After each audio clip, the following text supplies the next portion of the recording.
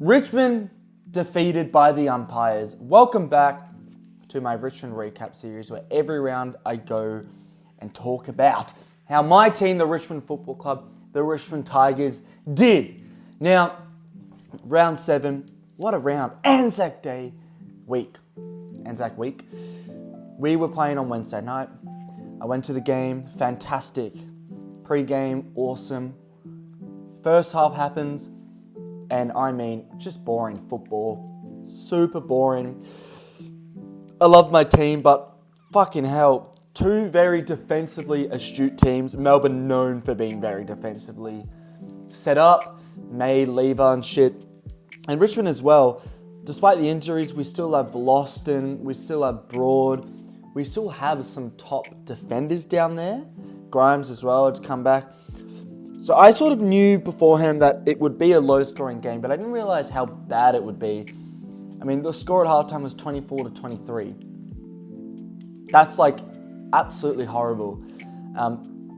The game was close to halftime, and it was sort of anyone's. It was just no one really could attack. A lot of turnovers, a lot of missed kicks, especially for Melbourne. And look, I'm going to be honest, I tipped Melbourne. I expected them to win, but at halftime I was thinking, we're in this. But the fucking umpires absolutely fucked us. I'm so fucking fuming. I was honestly fuming. I lost my voice, shouting at those bloody umpires.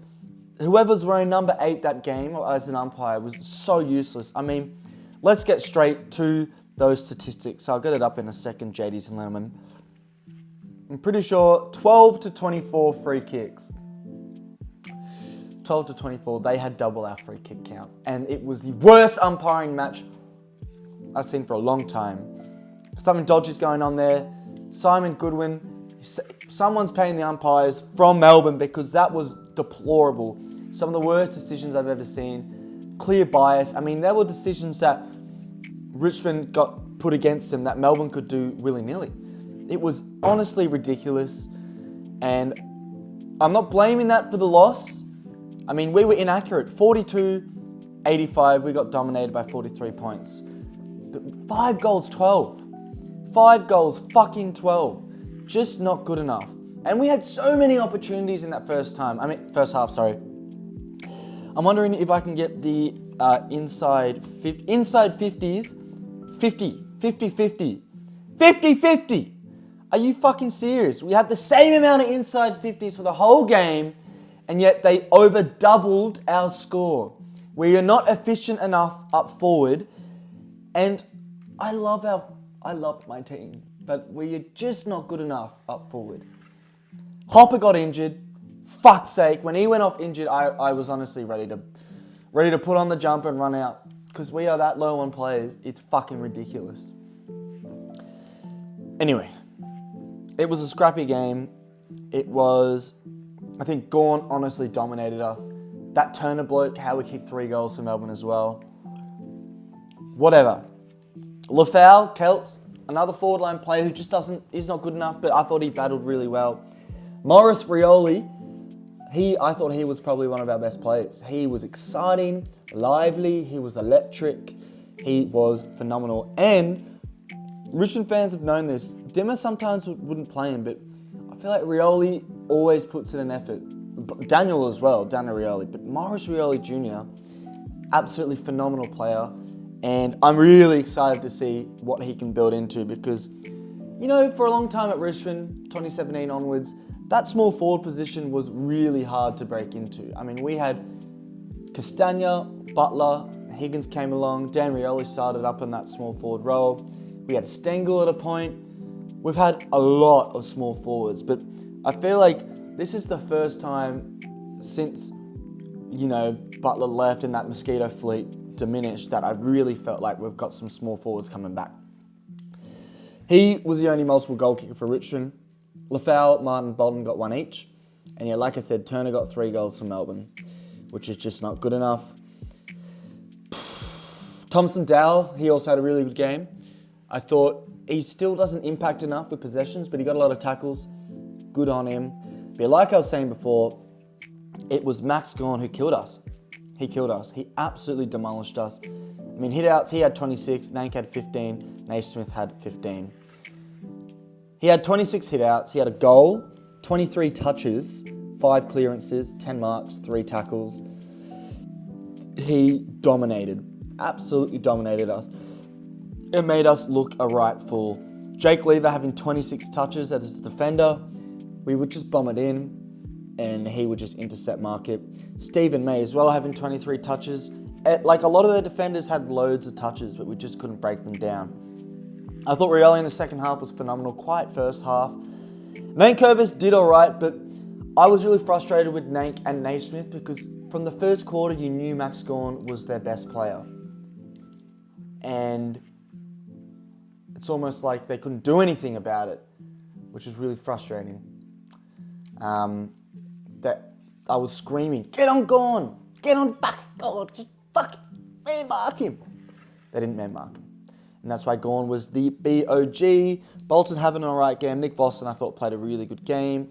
Baker was alright. Ralph Smith played decent football. Pickett in the centre was a little bit weird. Ralph Smith actually had 4 clearances, which is good. But yeah, it was just a dodgy game. Dusty in the first half was great. In the second half, he was not to be seen. Mansell was poor. I thought Seth Campbell didn't battle well enough. I thought Jack Rain, for someone who's a midfielder, did not perform well enough. So there's a lot of question marks about our team.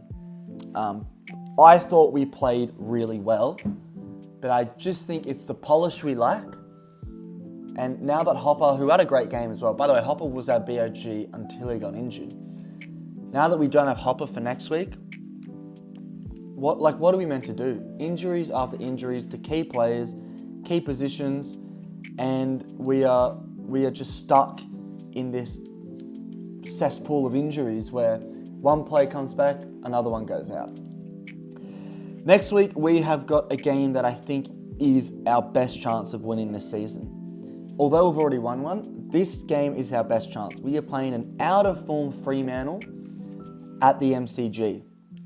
Now, Fremantle have been and are a better team than us, but the one thing about Richmond is we always bring the effort and the heat, so there's no negotiating that. And that's what I love about my team is there hasn't been many moments this season where I thought that was poor effort. The West Coast game, I thought the effort wasn't there. But pretty much every other game, even if we got, Melbourne, they doubled our score, I still thought our effort was phenomenal. I think we'll win that game. I'm pretty hopeful. I'm really hoping we get someone back. I'm not really sure what's going on. But the round after that, we are playing the Dogs at the G as well, which I also think is a really winnable game. Hopefully Hopper's back by then. I think they said 2 to 3 weeks.